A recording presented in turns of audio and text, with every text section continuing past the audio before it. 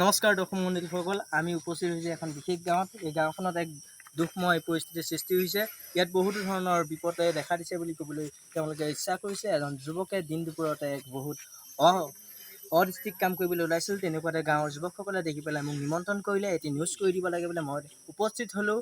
মই ফকতীয়া নিউজৰ হৈ মই তেওঁলোকৰ গুৰিলৈ আহিলোঁ। তো তেওঁলোকে নিমন্ত্ৰণ কৰাৰ বাবে তেওঁলোকক অশেষ ধন্যবাদ কৰিছোঁ। আজি এটা বৰ বিশেষ আমি ৰিপৰ্ট আপোনালোকক দেখুৱাবলৈ ওলাম। চুলিৰ বাবেও যুৱক যেন মৃত্যুমুখত পৰিব পাৰে, সেয়া একেবাৰে স্বাভাৱিক হৈ পৰিছে। তো সেইবাবে আমি উপস্থিত হৈছোঁ এখন ধুনীয়া গাঁৱত। গাঁওখনৰ এক বিশেষ অংশ আপোনালোকক দেখুৱাবলৈ ওলাইছোঁ।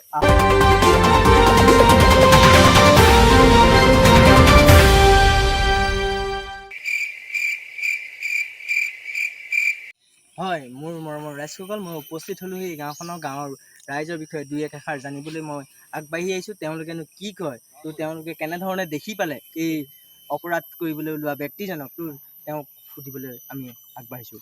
এইজনেই সেইজন যুৱকজন। হয়, আপুনি কেনেকৈ দেখি পালে? হয়, মই আপোনাৰ পথাৰলৈ আহোঁতে কঠীয়া মানে আপোনাৰ কঠীয়া পেলাইছোঁ, তাকে চাবলৈ আহোঁতে মই দেখিলোঁ। হয়, তেতিয়া মই দেখি পেলাই মাতিলোঁ আৰু গাঁৱৰ 2-4জন ল'ৰা যুৱক মাতি পেলাই তাৰপিছত ল'ৰাজনক উদ্ধাৰ কৰিলোঁ আমি। এনেকুৱা এজোপা বিশেষ গছ আপোনাৰ ভয়ংকৰ গছ, আপোনাৰ দেখিলেই মানে গাৰ নোম শিয়ৰি যাব। ৰছীও চাগে বহুত ডাঙৰ, বহুত মস্ত ৰছী, ৰছীও ডাঙৰ ৰছী আপোনাৰ দেখিলে মই ক'লোঁ ন, গা আপোনাৰ নোম উঠি যাব মানে। হয়, হয়, আপোনালোকে জানিব পাৰিছে এডাল বৃহৎ ৰছী আৰু বৃহৎ গছত তেওঁ এই কাম কৰিবলৈ ওলাইছিল। তেনেকুৱাতে এই তিনিজন যুৱকে দেখি উদ্ধাৰ কৰা এই তিনিজন ব্যক্তিক মই কেমেৰামেনক ধুনীয়াকৈ দেখুৱাবলৈ অনুৰোধ কৰিছোঁ। তিনিজন ব্যক্তিয়ে বৰ ধুনীয়াকৈ তেওঁক বচোৱাৰ বাবে তেওঁক আমি বহুত ধন্যবাদ জ্ঞাপন কৰিছোঁ। তেওঁলোকে ইমান ধুনীয়াকৈ শুদ্ধ কাম কৰিছে। তো আমি তেওঁ যুৱকজনৰ গুৰিলৈ জানিবলৈ খুজিছোঁ।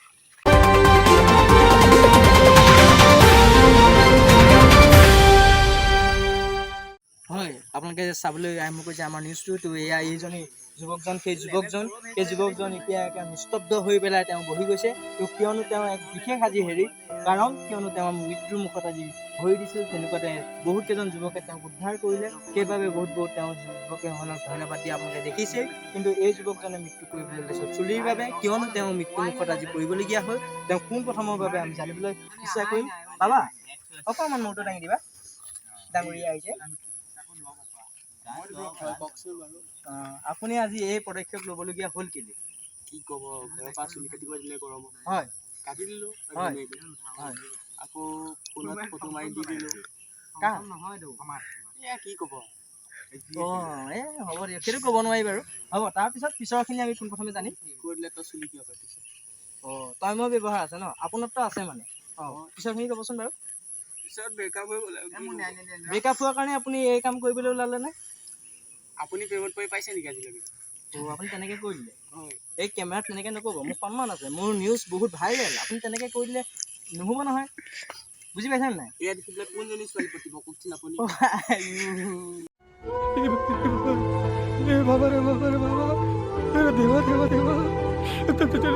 ৰাইজসকল, আমি এতিয়া উপস্থিত হৈছোঁ গছডালৰ গুৰিত। এডাল ভয়ংকৰ গছৰ গুৰিত তেওঁ মৃত্যুৰ মুখত পৰিবলৈ ওলাইছিলে। এডাল মোটা ৰছী, হাতী পতা ৰছীৰ দৰে এডাল ৰছীত তেওঁ ওলমিবলৈ ধৰিছিলে।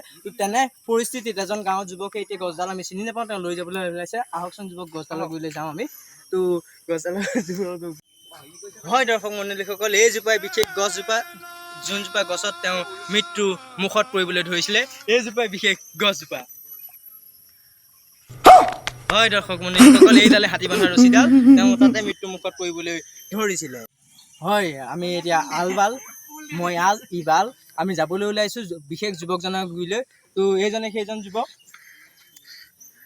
বাবা, তুমি বেলেগ গছ নাপালা আৰু নে? তোক মাতিছে বুলি মোক মতাটো মোক নালাগে।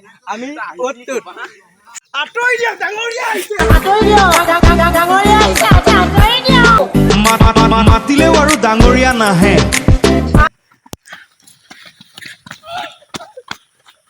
এয়া আপোনালোকে চাব পাৰিছে, বিশেষ কেমেৰামেনৰ লগত থকা ৰিপৰ্টাৰে মাৰ খাইছে। আপোনালোকে দেখিব পাইছে বৰ্তমান ৰিপৰ্টাৰক দৌৰাই মাৰিছে। চাওক, ৰিপৰ্টাৰক দৌৰাই